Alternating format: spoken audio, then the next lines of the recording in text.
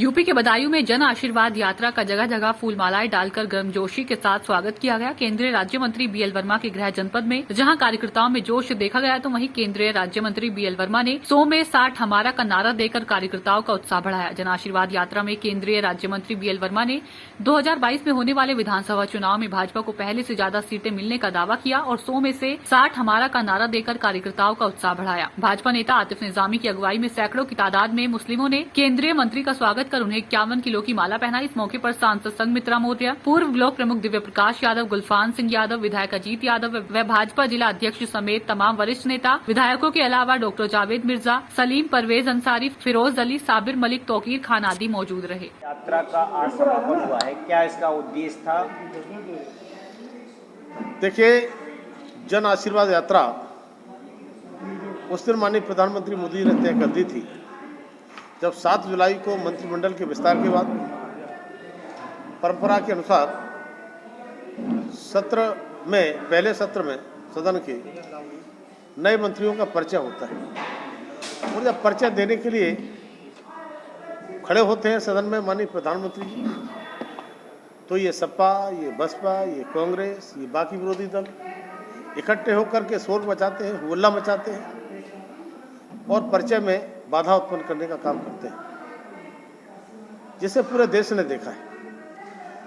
तब माननीय प्रधानमंत्री ने सोचा कि सदन में बाधा पहुंचा सकते हो, लेकिन मैं अपने मंत्रियों के लिए जनता के बीच में सीधा भेजूंगा जन आशीर्वाद यात्रा के माध्यम से, और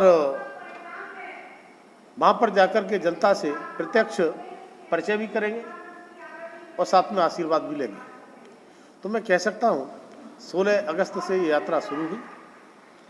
पहला पड़ाव मथुरा वृंदावन का रहा, तो जबरदस्त यात्रा का स्वरूप देखने को मिला। बिहारी जी के दर्शन करने के बाद आखिरी कार्यक्रम मेरा राया में था, जो 11 बजे रात के था। यानी रोजाना 11-12 बजे तक मेरे कार्यक्रम चले हैं।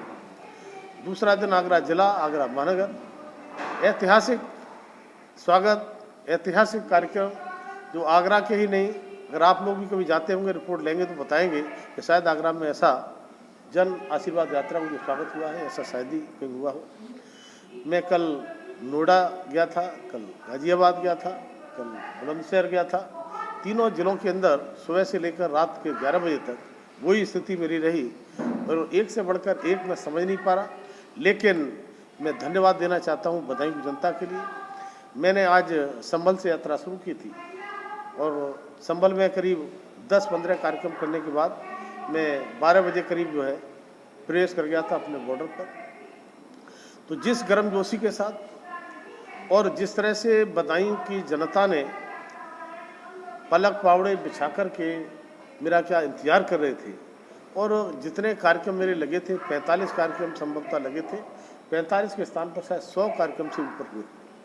अब जहाँ पर इतनी बड़ी भीड़ खड़ी है, टेंट लगा के खड़े हैं, तो मेरी रुकना मजबूरी है। इतना करने के बाद में भी मैं कई जगह बोलने वाला भी था, मैं बोला भी नहीं, बहुत कम जगह बोला हूँ।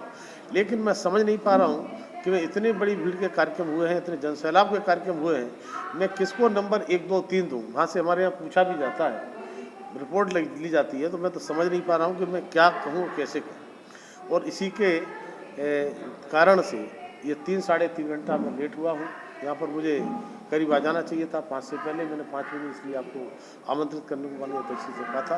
मैं लगता है मैं जल्दी चला जाऊँगा, आज बोलूँगा नहीं, टाइम कवर कर लूँगा। लेकिन उजानी में जब घुसा तो वहाँ लोगों ने जिस तरह से पूरा जन सैलाब, साथ चलना, साथ ही करना, अब मैं बीच में नहीं कैसे ही आ सकता। और फिर ऑक्सीजन प्लांट का जो है मुझे कार्यक्रम की बात कही गई थी, तो वो भी मैंने फिर ऑक्सीजन प्लांट का उद्घाटन किया है और आज अब आपके बीच में आया हूँ। और ये तो लोग इतने से बैठे हैं तब जब हर जगह बड़ी संख्या में, हजारों की संख्या में लोग रहे हैं और वो बेचारे चले गए हैं वहाँ से, और ये कब से बैठे होंगे। तो मैं सोच रहा हूँ कि इन्हें भी 5 मिनट में जल्दी से धन्यवाद देकर के मैं विदा करूँ। लेकिन मैं साथ ही साथ में धन्यवाद देना चाहता हूँ कि जन आशीर्वाद यात्रा निकालने का अवसर अगर दिया तो आप लोगों ने दिया, आपके लिए खास तौर से, जो कि मुझे तो पता नहीं था कि केंद्र में मुझे मंत्री बनाने की बात होगी। मैं कभी कहा भी नहीं कभी किसी से, और अचानक मुझे राज्यसभा बनाना और राज्यसभा के बाद में सीधा 6 महीने में मंत्री बनाना, ये मेरे सौभाग्य की बात है और कहीं ना कहीं मैं आपको इसका धन्यवाद देना चाहता हूँ और श्रेय देना चाहता हूँ। एक सवाल